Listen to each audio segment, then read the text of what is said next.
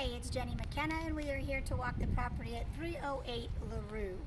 So before we start, there's going to be a lot of detailed items that are just going to be of my opinion. Doesn't mean that they are the right opinion, they're just Jenny McKenna's opinion. So as we start, the first thing I want to show is this landscaping. It's too much for a tenant to take care of, and right now it is all full of weeds. Most of this is not grass. So what I would recommend is that we get rid of all of the green and we just come in and we do a nice rock. But we would also need to have a landscaper check the irrigation, at least in the front. I have a feeling that this irrigation along this pathway and over by the house with the established trees, that something's not right, because there's a lot of distressed shrubbery. And for a home of this size and for what we want to attract, we need to make sure that this curb appeal stays unique. So there would have to be a landscaper checking on all of the irrigation. So come on in and we'll just start discussing some of the things that I see. So right now this is fine. Somebody has painted the concrete red. It's coming up because of our normal rain and heat and all of those kind of things. At this time right now though, it's okay. We can leave it the way that it is. As time progresses and the paint continues to peel up, we will need to do something just to kind of freshen it up. But for right now, it's good. Previous seller must have just recently painted, so I like the way that he's got the custom colors. He's accentuated the pillars. So as far as exterior curb appeal for the paint, it's ideal. Front door is actually very pretty with the edged glass. This doorknob, however, is weird. So we will want to get that fixed so that we have it straight for one and that not an opposite up kind of situation. As you walk in here, this is the coolest thing about this house. It is very, very open, very custom, and there's going to be a lot of people who like this open feel. This area over here is all built in. This can stay. It does not infringe upon anybody who wants to do a big flat screen TV with their love sofas right here in front of the fireplace. So I think this is a great feature. The only thing that I'm going to say that throughout the entire property, when they have painted the original wood that was under this, they did do a very good job. So if you catch a couple corners, you're going to see where the bluish gray paint either bleeds into some of the areas that are painted, or the espresso paint on the cabinets have bled into the blue-gray. So at this time, I would say leave the painting the way that it is. Just note it is not a true professional job. That will ex-nay a couple high-end renters. They will look at it as just a DIY job, not feel comfortable with it, not have it be to the level that they want, and they will not pursue putting in an application.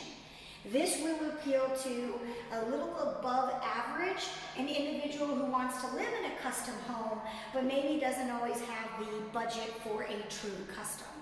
So as we go through here, there's a lot of great features. I love the marble face on the fireplace. Both these windows will have to get blinds, so that can be the 2.5-inch faux wood white horizontal blind. Love the modern ceiling fan. We've got another one of those in the guest bedroom, so that going throughout the property modernizes the house, which is great. Baseboards are nice and big, very custom feel. We have a china hutch over here, which I originally imagined had glass. Glass has been removed, which is perfectly fine for me, and they can put their wine bottles in there. But just so you know, this has just been painted. This is not a good high quality wood. This is just something that was in here. They didn't like the color of it, so they came through, painted it, and added some of these antique accent knobs. They also put some ceramic glass block behind it to kind of give it a little bit more of a modern feel, which it does. However, it's not quality. So it's just cosmetically, it looks great in photos. It probably looks great on the video, but when you look a little closer, there are some flaws with it. As we come in through here, this is actually your laundry room. We would want to install a washer and dryer prior to a tenant moving in. Reason for this, do not risk any tenant installing their own washer with their own hose install. I've seen way too many floods, especially this year, where tenants have put in their own hoses and then if they don't do it, they don't install it correctly and we have a flood. So I would say we install a gas dryer and a washer here. All of these cabinets have a little bit of wear and tear on the handles only because they went and painted these. They're fine for a laundry room, so we don't have to worry about it. We do have a doggy door here, which is ideal. So that means you can let a dog in through here, close that door there, and they only have this area to roam, which is all solid surface, which is really good, and this is ceramic. In here, you've got a massively huge pantry, but this does need to get painted. So in here, there is just too much showing of what real life is. So we need all of these shelves to get painted, and that light works okay for now. It's a little weird in location. And then this exhaust fan needs to be reinstalled. I don't know why half of it is here. Not sure if it's not working or not. I do want to disclose that all these doors are true wood doors. What happens in Vegas is because it gets so hot, these raised panels, they actually start separating. So you have separated raised panels throughout most of the house. Again, more cosmetic than anything else, but we stopped, even in custom homes, we stopped doing these kind of wood doors because they just don't endure our weather very well. And you do have all of these throughout the entire property. In here you have the epoxy floor, which is great. So the epoxy floor makes it really nice. There's a central vac system that we're just going to say is as is. I do not warrant that those things work, especially with the age of this property. So even though the canister is here, we are going to be very clear on the lease that those are as is, as well as this intercom system that goes throughout the property.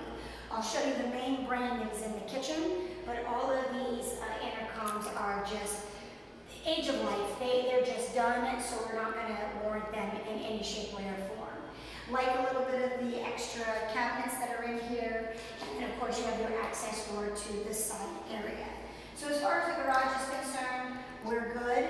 We do have a soft water system that I imagine is not working. So it would be best if we removed it and capped it off. That way we don't have an accidental water flow of, any kind of water leaking out the garage or that exploding, or a tenant that says, oh my gosh, I have to have soft water and I saw the canister in the garage. So better if we just cap that off and get rid of both those elements there. So as we come back through, we will go into the kitchen. So this area of the house being the utility section, this area over here being the washing kitchen. So the transition from the laminate to the ceramic tile is actually pretty good. Normally I'm not a big fan of laminate against ceramic, but the way they made this look, and because it is so open, actually the transition is good. This is that main brain that I was telling you about. Just looking at it, you can see that it has a tape cassette player. I think that most people don't even know what that is anymore. So whenever we go to repaint, whenever that day is, we'll remove this, and then this right here is for a CD player. So these things will just be rented out as is, and then when painting, we'll remove them officially and then paint over it. We will need a blind here as well as a blind on the window. This is another doggy door. Again, kind of a cute concept because the dog would come in to solid surface flooring, which makes it kind of nice. Love what they've done with the quartz countertop. They've done the stainless steel sink and the gooseneck faucet. They did this really great glass block behind. I think these two corner pieces are a little weird with the blue, but overall that should be good. Biggest concern that I have, you have a kitchen in here that is going to cost big bank when things go wrong. So when this oven stops working, we have to replace it. And not only do we have to replace the oven, but we're going to have to replace this microwave. It is built into this cabinet. So we will have to get somebody out that measures this, finds a microwave and oven combo Then we will have to fit it into the cabinet, which means you'll have carpenter cost, appliance cost, and then obviously the install cost. A combination set like that is always more expensive than when you just do it the old school style with a regular stove and oven. This is also electric range top. These also get very pricey, and I think something is wrong right here with the pop-up.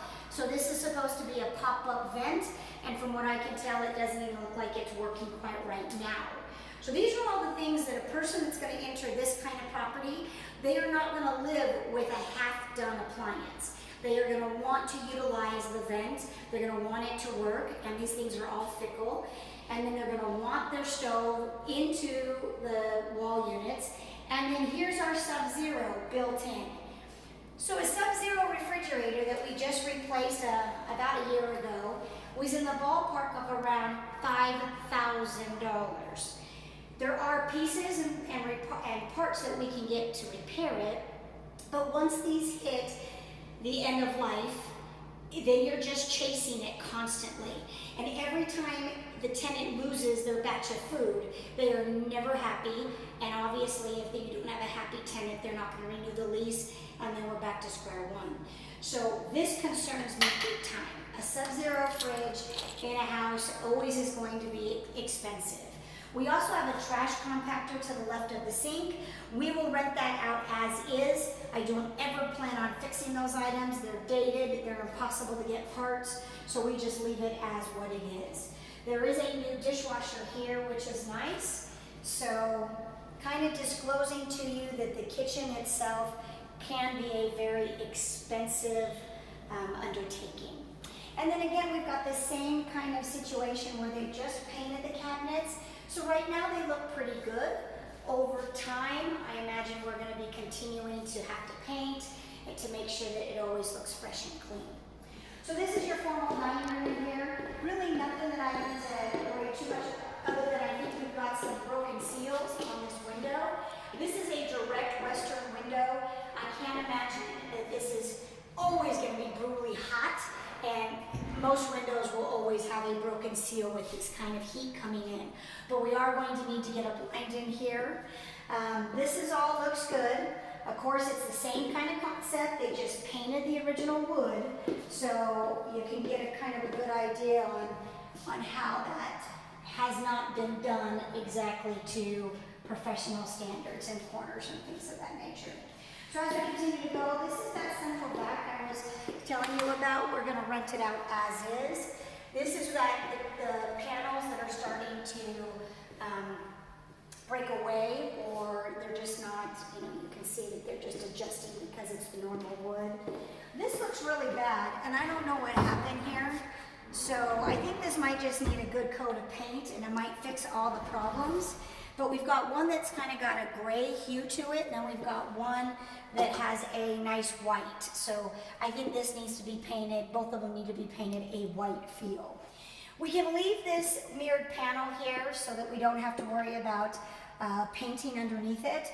Again, when we decide to do an overall paint, I would recommend removing this mirror for liability reasons. You don't want to have to worry about somebody accidentally banging against it, cracking it, and going from there.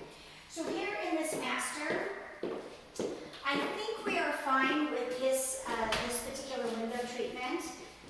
It feels like it's a little bit newer than another one that I'm going to show you. I just want to make sure it closes okay.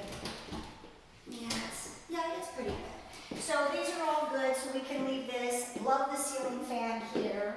Nice big open room. I hate the fact that we have so many of these alarm pads because we're not going to utilize them. But again, if we're not painting the property, no reason to mess with them right now. When we paint the property, this would be removed, this would be removed. So those are the things that we can do kind of to clean it all up. In this bathroom, I have some big concerns. When you give a tenant a beautiful custom bowl like this, and then whatever reason, this stops working, and you can even see how loose it is right now. When this stops working or not functioning correctly, I can't just come in and give them another kind of bowl sink. I have to replace it with a like for like. So even if I can't find this exact sapphire blue. Now I have to replace both bowls to match it because I've got two here in the master. So again, potential of extra money being spent, where we could have just gone more for a normal sink for a rental and been just fine. These up here look a little aged, but I think with new light bulbs it should be okay. We've got a neat chandelier over this tub.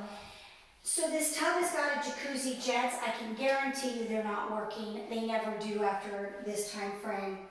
So we're gonna have to just say tub is a tub with no jacuzzi jets.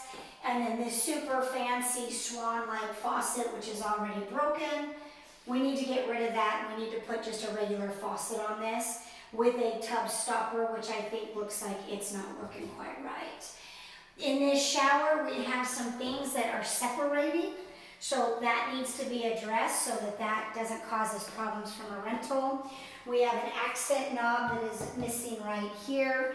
Highly doubt I'm going to be able to match those because those are pretty custom. And in here, we have something going on where one of the shower heads is down, and we also have a hole in that faucet or temperature gauge, I guess is what we can say.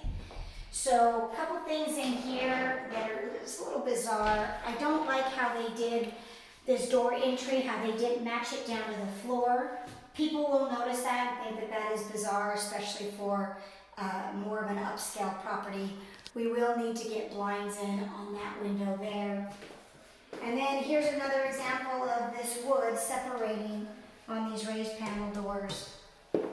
This is kind of cool. So when this is shut, you think it's just kind of a normal closet, but when you open it up, it's actually a vanity table. So women will like that. They'll be able to put a chair right in there and then have overhead light for vanity. In here's a nice big walk-in closet. I don't see any issues with anything in here. So this works out good. All right, so let's go down through here to the guest bathroom. So guest bathroom, they've installed this quartz countertop, which is pretty. They did the rectangle sink, which is nice, upgraded faucet. But notice this, everything that they've installed now has a chrome feel to it. But everything that's in the shower has a shower head that's gold, and everything with the actual shower surround is very yellow. So we have old, and then we have this new, and it looks kind of like it's just mishmashed together. And then we have the same kind of setup where they came in and painted these cabinets. And in a photo or a video, it probably looks great. In person, it feels cheap. So separation on these doors again, in through here. This one has a weird recessed light setup. I'm sure this was probably an office, or this is where the bed was so that they can have overhead reading lights. I do like this light, and I don't mind the recess, it's just different. And then these particular plantation shutters, they are beyond repair. So these have to come off, and we can do a 2.5-inch faux blind, just like we've done with the rest of the windows, and get those plantations off. Mirrored wardrobe closet doors here, which make that bedroom look a little bit bigger. In here, we've got that other additional ceiling fan I spoke about in the living room, which is really nice. We're going to need to get blinds on this window here. You've got the mirrored closet doors there. Yeah, not much that you have to do in here. So now let's go out to the backyard, because right now the landscaping is going to be a big ticket item. Because of the size of this lot, the landscaping just overall is going to be pricey. So let's go out and take a look at the backyard. Something else to notice, my face is nice and shiny, and though I would like to say that's good skincare, that's actually because I'm dying. The AC in here is not working right, so that scares me also, because a new AC is anywhere from, I don't know, $3,700 to $5,500. So I believe you have 2 systems on this house, and I have no idea what system's working what. So something is definitely not quite right with the AC. So this covered patio is wonderful. I have no idea if these recessed lights work or not because it looks like whoever spray painted the outside sprayed over the light bulbs. So hopefully remove the light bulbs and that should work. But when you are dealing with a house that's gonna be in the $2,300 price range, you can't have a backyard look like this. So anything that is dead has to be removed. We can leave any bushes that are alive, but everything else has got to be cleaned up. So weeds, we can leave it raw for now, meaning just the raw dirt. Ultimately though, this is something that should be rocked. This, whatever we're doing in the front yard, at a later date needs to come and become part of this backyard. And once again, I think the irrigation system needs to be looked at so that these back plants, we don't lose them.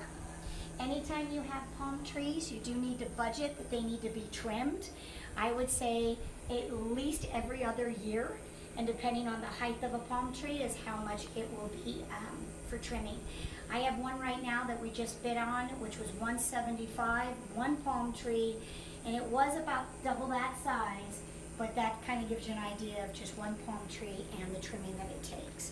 Don't know why we have this weird thing up here other than maybe they were barbecuing and they didn't want to have any of that you know, the burnt kind of stuff that you get on a stucco. Maybe they were protecting their stucco, not sure.